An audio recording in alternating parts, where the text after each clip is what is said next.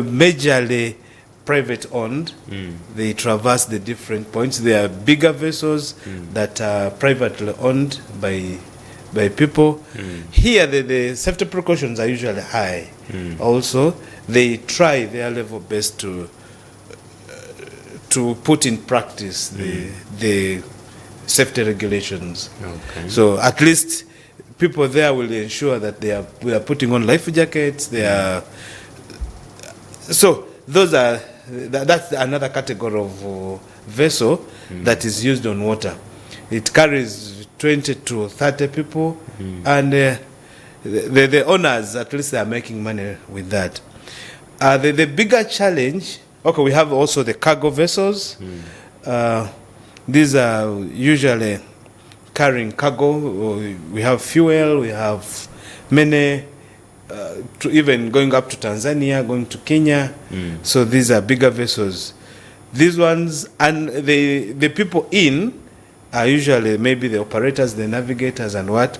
But the only accidents we get with such accidents is when they collide with the fishermen. There are fishermen who want to cast nets in the pathways. You know, you'll get surprised, even on the water we have roads.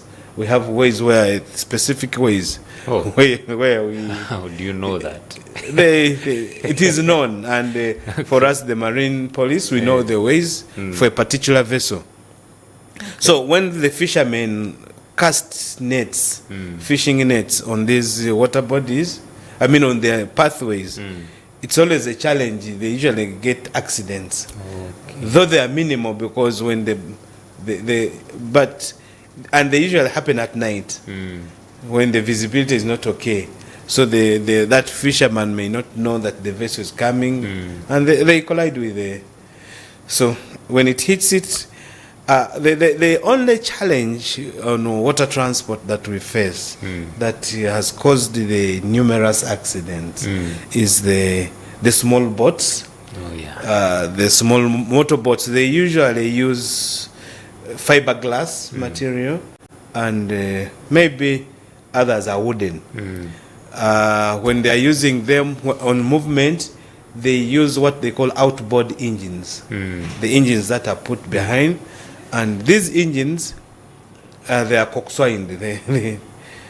And when they are using them, the challenge we have with these boats is that they don't want to put on life jackets. Okay. Yeah, it's a big challenge, and the other challenge is they're always overcrowded. So these are the cases we have registered most with the accidents, and that's why we usually do patrols on water to ensure that we see how to manage the incidents. How about these small ones where you see people? Those ones are the canoes. The canoes are usually they use they are majorly for fishing. They are not for transport unless it is a very short distance. But they are usually used for fishing, and people use them. Okay. And they are risky. Are they not also? They are very, very, very risky, and people who stay on water feel that they are very familiar with water, and they disregard the safety regulations. So the biggest challenge we have with the fishing community, when they are using those canoes and with ox, they don't want to put on life jackets. They don't want to adhere to the safety regulations. So the biggest accidents we've had is with them, because they are not adhering to safety regulations. They feel they know the water. The Baganda say amazigatankumanyi. So because they feel they are familiar, they are not adhering to the regulations. So you find that we are losing many people in that line. Okay. So on our lakes, let's say like Lake Victoria, do we also have places where you can be like, that's a hotspot maybe for accidents, things like that? Yeah, everywhere there are those hotspots, but The good thing with the people who travel on water, or the navigators, the people who pilot the boats, they know those hotspots. Okay. They are usually very avoidable. You know, the hotspots can be in terms of they are underground rocks. For you are seeing water on top, But yet down there is a rock, and when the boat hits it, it definitely has to roll. It has to overturn, and maybe the other, the abrupt bad spots that can be experienced on water are those like the water hyacinth. If it is moving, It's you know, moving, sometimes they move from one place to another. Yes. So somebody collides with it unknowingly. It's also a dark spot, which may not be regular, but these people know how to avoid them. The So hotspot. you did mention that fishermen are biggest problem in this regard.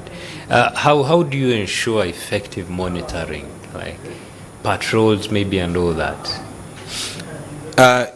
As Uganda Police, we work together with the fisheries department, and also we have the UPDF, the Fisheries Protection Unit. We work together in coordination to ensure that people adhere to the safety regulations. So Uganda Police has the Marine Police usually does patrols, whichever part of where the fishing community is. We do patrols to make sure that we enforce the safety regulations with the fishermen. Though they are not easy. They are not simple people. Like I told you, they know the water very well. They feel how things were done, that's how they should continue doing it. But we try. Okay.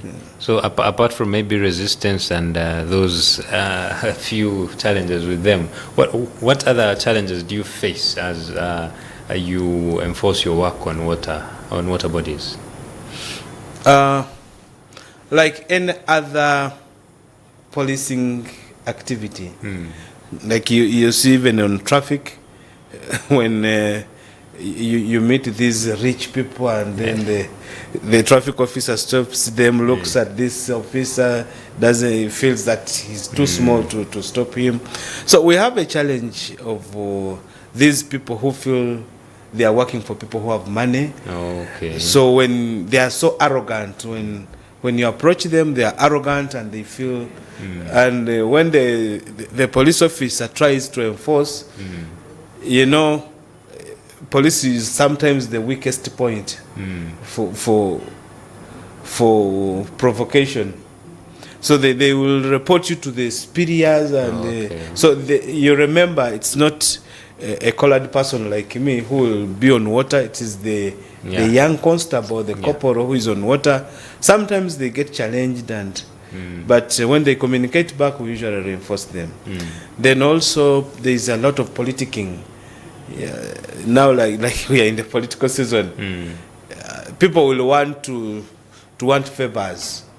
So, like, if sometimes you are enforcing a law, you are enforcing safety, and this fisherman, you know, they are working for particular people. When they are working for them, they will report that these policemen are disturbing us, you know. So a bigger phone will come. Can you release? Wow. Yeah. So, but we are trying to, when such happens, if it is this couple, if this is constable on water, we usually advise them to call us so that we can engage with whoever maybe wants to threaten their worker. Okay, very interesting. And when it comes to, maybe that's a big challenge. So how have they also managed to keep up with their work, maybe? The corporals who are down there, because can deactivate that. Can motivate you. A police officer is a police officer. We have the powers and we have powers to prosecute. We have powers to, you know. Sometimes when the law the law is the law.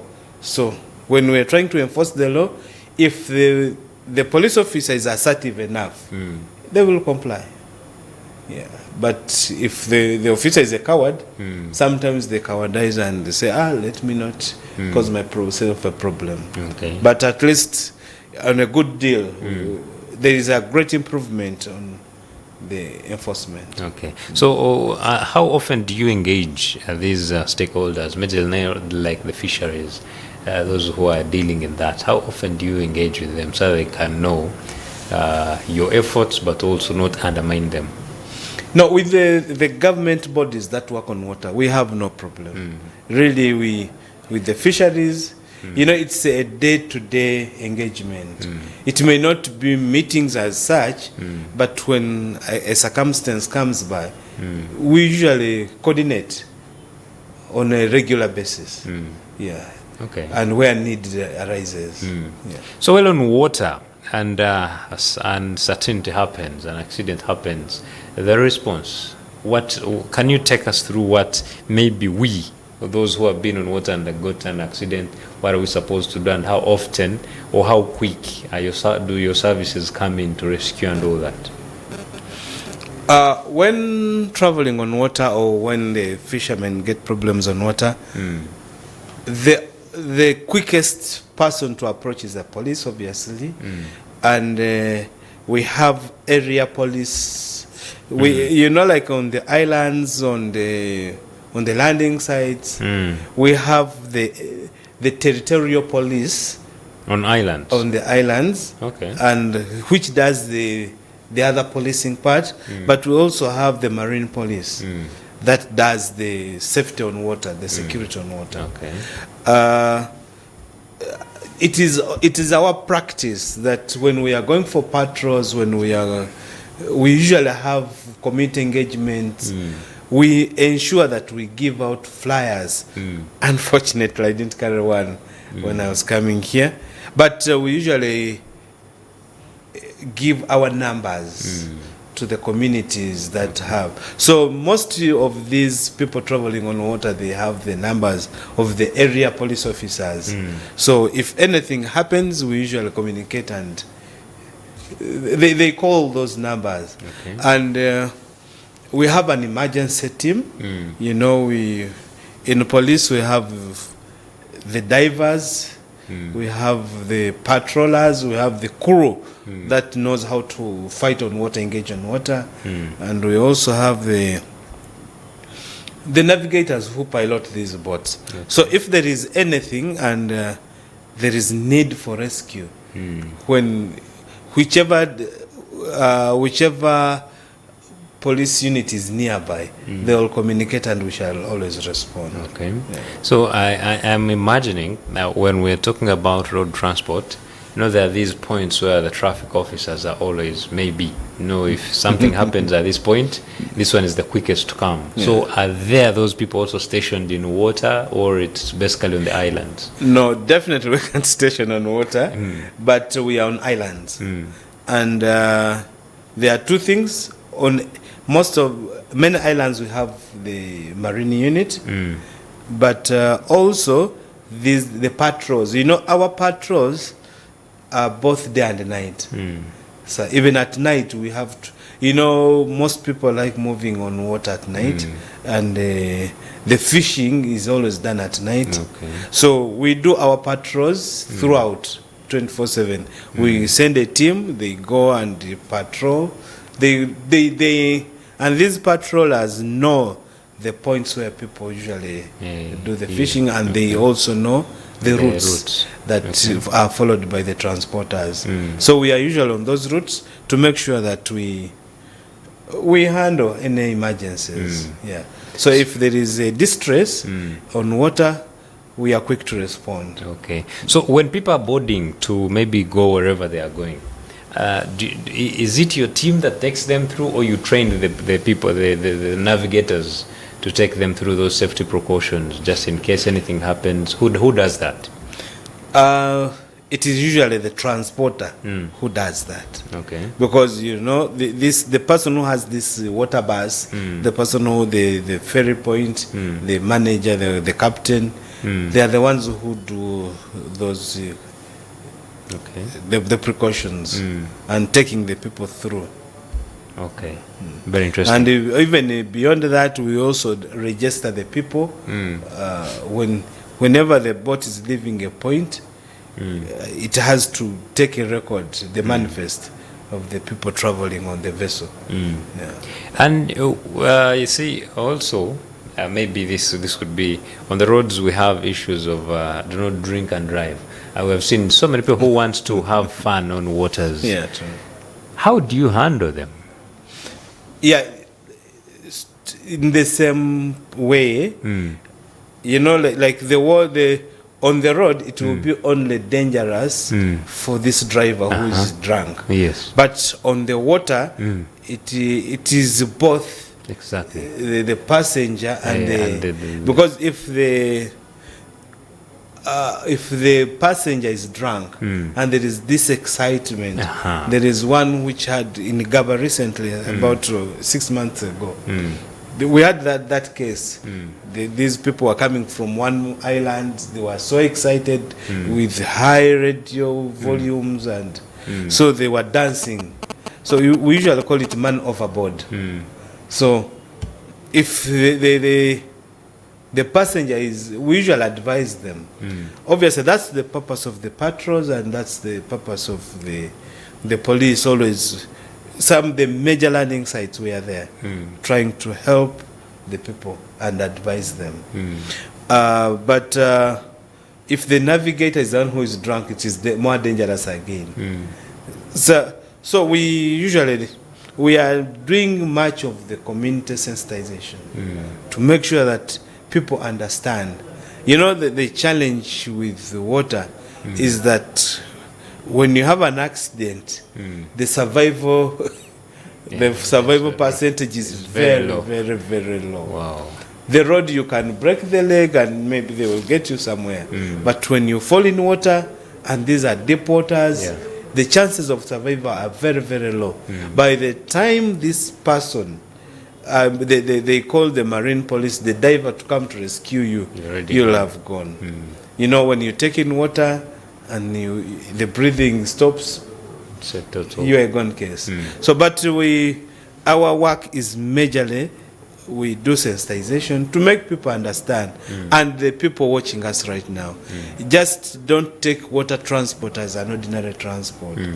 It's like when we are moving in a plane, they will always give you because when you are in the plane, you know, the survival rate is also So the people watching us, if you are a traveler, a regular traveler on water, please ensure that don't go on water when you don't have a life jacket, because it is that, you know, at least this life jacket will keep you afloat until the rescuer comes. It keeps you for some hours, if it is a genuine life jacket anyway, because we have a problem that there are some people, because they are fearing police, they buy, I usually call them reflectors. They just, because the police will see some reflection, think that it is a life jacket. And there are those ones, the poor quality life jackets, because they are cheap. So people use them. They can't keep you afloat. You can sink with it. But however, the genuine life jackets, if you are regular passenger on water, I would advise that you buy your own life jacket, that whenever you are going, because these transporters sometimes don't mind. For them, they will give you anything to put on, and it may not save you. So we have to get the genuine life jackets that can help us survive. Because when you keep on water, the rescuers are always nearby. And by the way, we also have the local, in most islands, we have local divers, people who have just learned a skill. And we usually reinforce them with some more skill. We train them. And these people are there to help in case there is. And sometimes by the time police comes, at least they have done some work. So we have to adhere to the regulations. You know, water transport it's very, very, very dangerous. In fact, when I was transferred to marine police, My relatives said, no. They were so scared that because they see just the risk. Yeah. Wow. Quite interesting. So you have the tips so far, though we have not yet expounded more of them. We shall get into that later on when we come back from the short break. Stay on.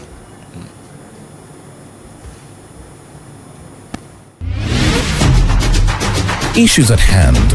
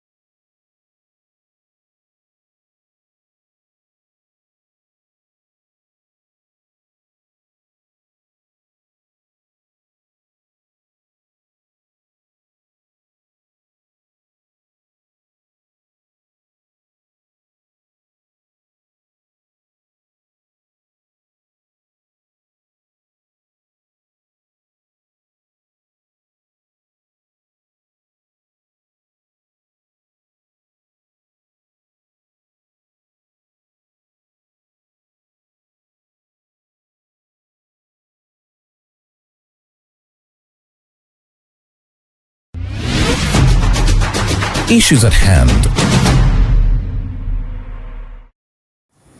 Welcome back. You are watching Issues at Hand, and we are discussing matters to do with water transport. How safe you can be, because we understand it is a very risky means of transport. But of course, there are some instances where you may not be able to avoid it. Like it could be the option for you to use. So when you are in that situation, how safe can you be? That is what we are talking about here. So, Afande, I want us to now first talk about the tips.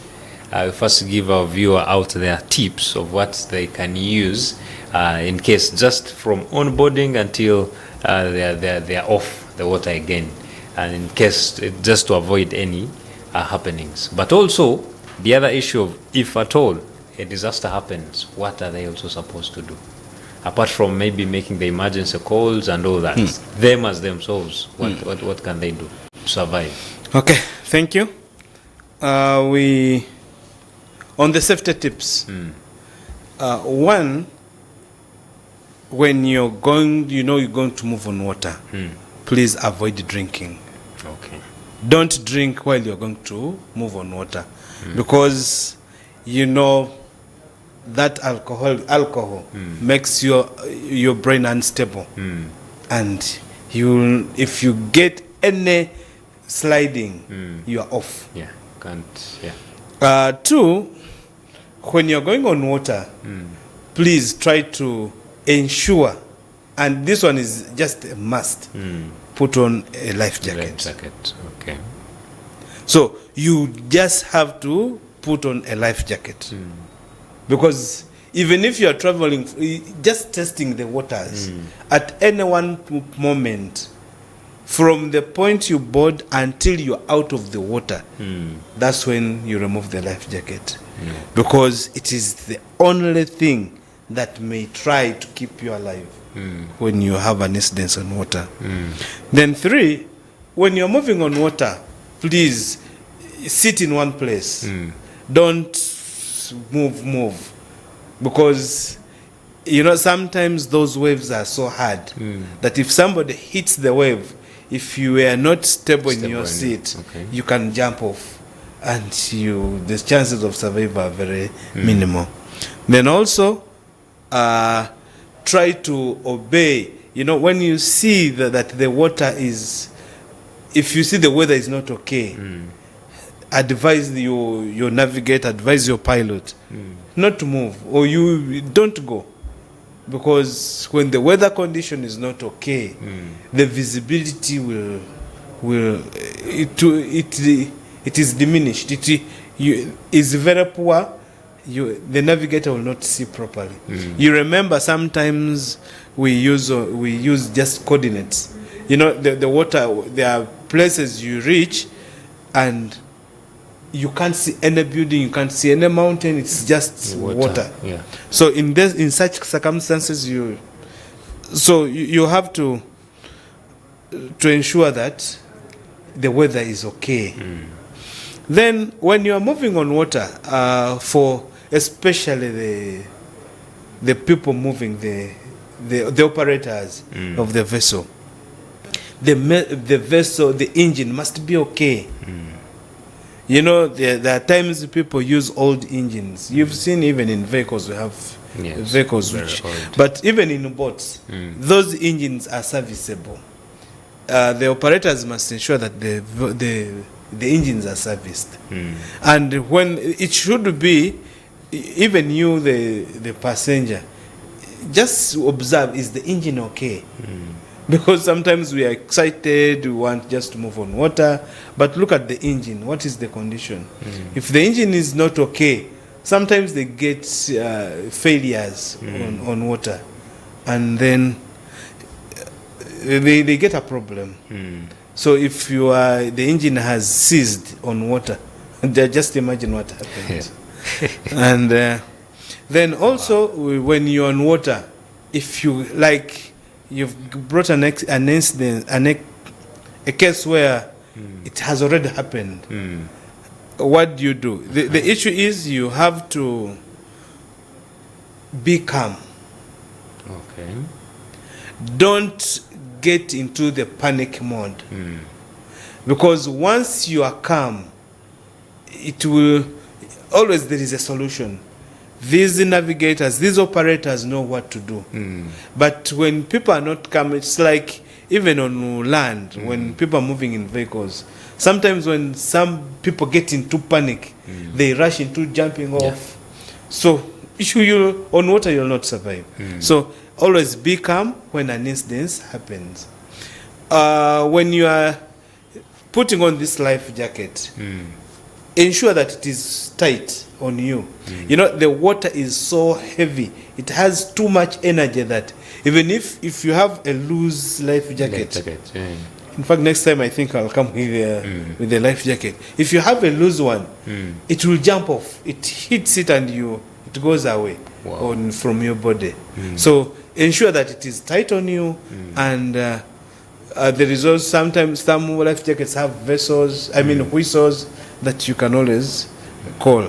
So when you are also on water, you have already landed on water, just be calm. Don't fight a lot. When you fight a lot, it has caused many people to lose their lives.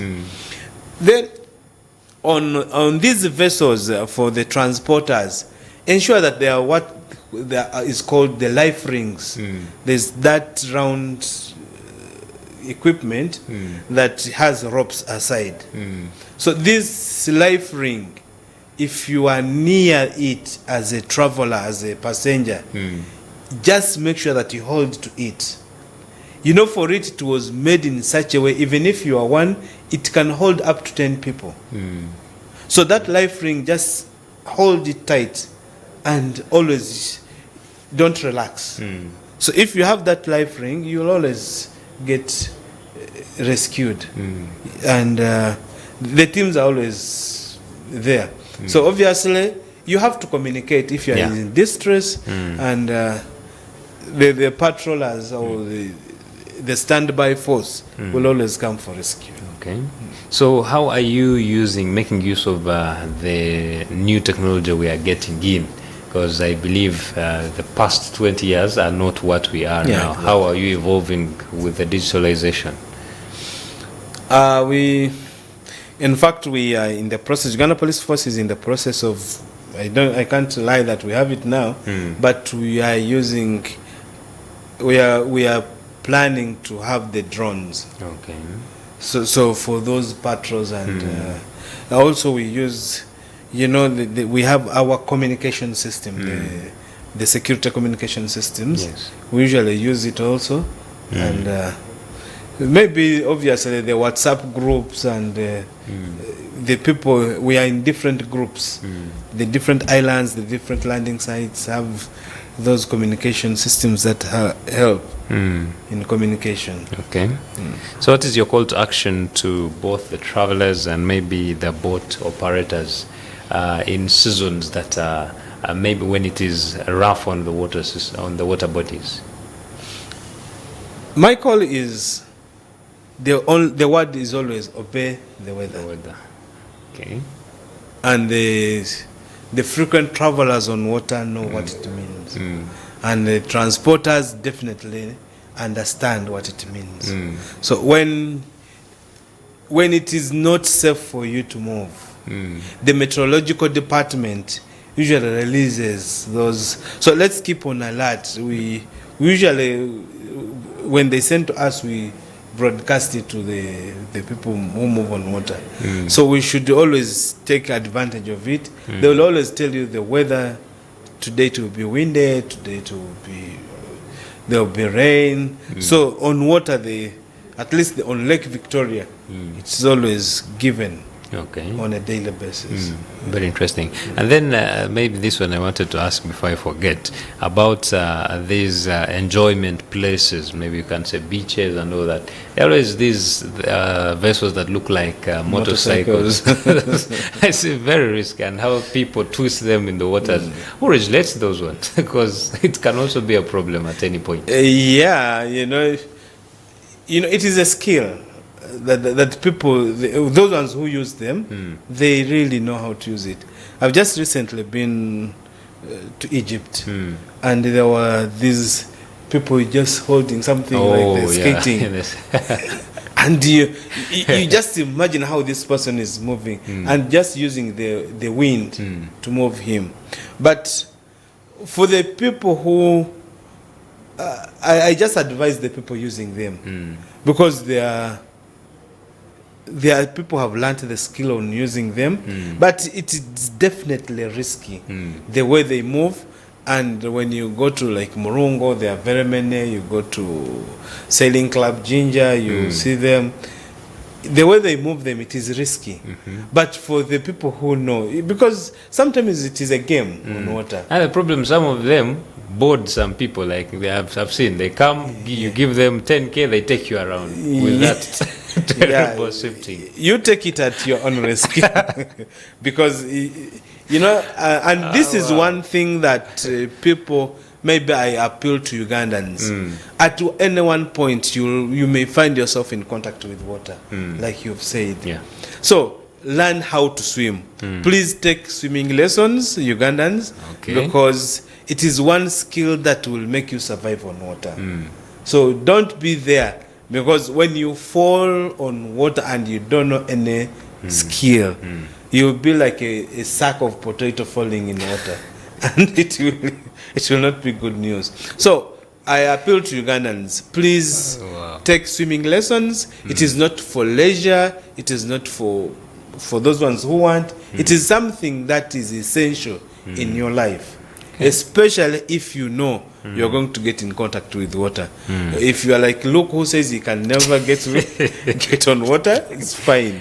But Oh my you God. really have to get swimming lessons. That's a very huge point, getting swimming lessons. Do the older people also get, like if you're already old, like my Yeah. age, you can learn? Yeah, you can learn. Swimming is just something. You know, you have to get an instructor. Don't just go on the lake. Don't just go in a swimming pool. You need to get an instructor to guide you on how to do the procedures. When you are taught, you'll definitely learn. Okay. Yeah. Very interesting. So, what is that one thing you wish every passenger knew before boarding a boat? The passengers. The one and most important thing, I will repeat and repeat and repeat, put on a life jacket. Okay.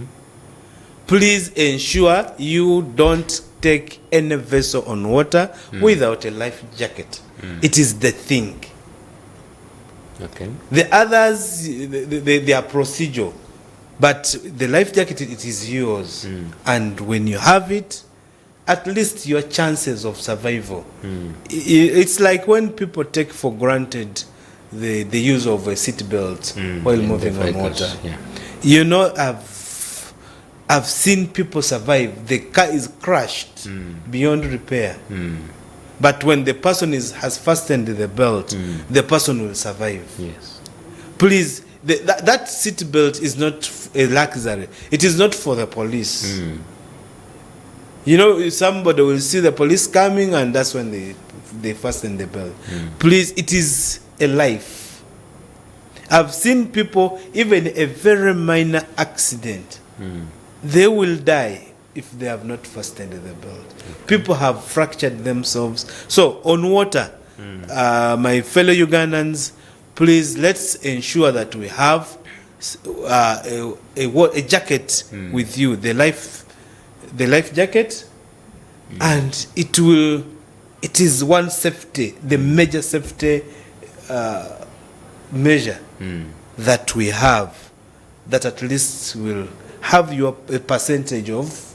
If you are a regular traveler, I urge you to buy your own life jacket, because most life jackets on market are not genuine. And when they are not genuine, you may not have the full safety. But how can we tell as well? Because So for the regular travelers, they know where to buy. Okay. For the one-time traveler, maybe you are going to a beach somewhere. For you can be going to be shooting on Kalangala Islands. So maybe you put on what they have provided for you. But so they have quality. They ones. have. Oh, Yeah. okay. Very interesting. Those transporters have. But these the ones I said the biggest problem we have, the canoes and these other small boats. For them, they will just fix anything to make sure that they do show that they show the police that there's something they have. Well, what's one most dangerous mistake you think the boat operators have made? The boat operators, they take these regulations for granted. So they may not inspect the boat before, because the boat itself, it may be having holes, and it is one important thing is that inspect the boat before travel. Ensure that the engine is serviced. Ensure that the hull is in good condition. So if it is hollow, it will suck in water and the weight of the boat goes high. The boat was made in such a way that when it is well maintained, it will always float. But as long as there is an extra weight of water inside it, it will sink. Yeah. So one important thing for the transporters, please inspect your boats and ensure that they are well serviced, the engines are well serviced. So when you as a person, you're going to board, what is your checklist, your safety checklist as a person? If you're going to board a vessel anywhere, what are those things you consider first? Definitely you look at the boat itself. Okay. How is it? Is it, if it is damaged in a way, you definitely don't board. Then I will always glance at the engine. Oh. Yeah.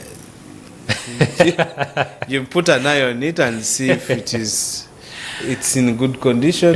And by the way, when he's starting, like a vehicle, you see somebody struggling to start it. So when That's he's starting, you'll tell that this boat is okay. Then the other thing, you have to observe the navigator. Are they sober? Yeah, they sober. So if the navigator is not sober, Don't. yeah, definitely I can't go on water without a life jacket. I'll always, before I put it on while on the ground. So by the time I'm boarding, I've already put on the life jacket. Very interesting. Well, thank you so much for joining us this morning. It has been quite interesting and extensive. If you can maybe give us your last remarks to the viewer out there, and some message to someone who maybe is planning to board the water. Thank you very much. And I would like to thank the management of the Family TV for considering to invite Marine Police. Yes. As we are here, I know there are those Ugandans who have never heard that there is Marine Police. So I want to inform Ugandans that we have Uganda Marine Police, and it is our headquarters are in Chigo. That's where we sit. We are located in all the major lakes of Uganda. We are on Lake Victoria on different points. Kalangala, we will go up to Lolu at the border with up to Mijingo. We are also there. On all most landing sites, we monitor Katosi, Majanji, and all the rest. We are on Lake Choga on the different points.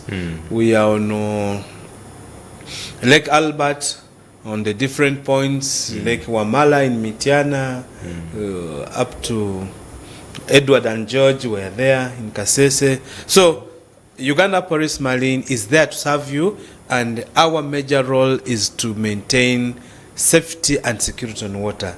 Maybe next time we come, we shall talk about security, because people must be security cautious. Very many people are robbed on water. There's a lot of robbery on water. So be cautious, be alert, and know the person you're traveling with. So those are the most important things, and we are always ready to serve you. And whenever you see those ones in the military, when they see this blue cap, the beret, they will think you're working in UN. This is a UN, but this is specifically for Marine Police, in the Uganda Police Force. We shall put on, we have this khaki uniform, but always on the landing sites, please contact the police. Even the police the territorial police on islands and the places near the landing sites, they have our contacts.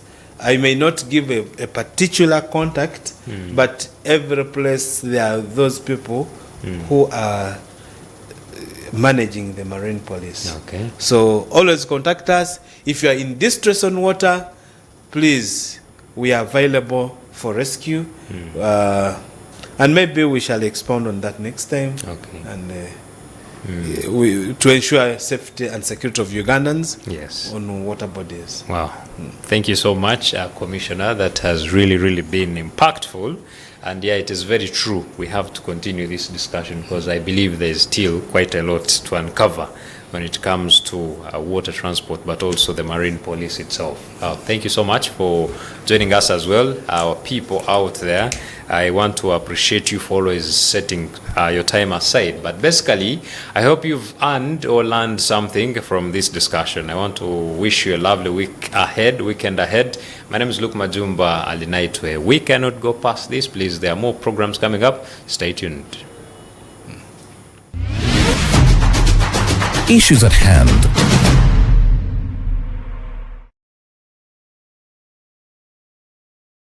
If you suspect any suspicious thing, report to the police. Of course, there will always be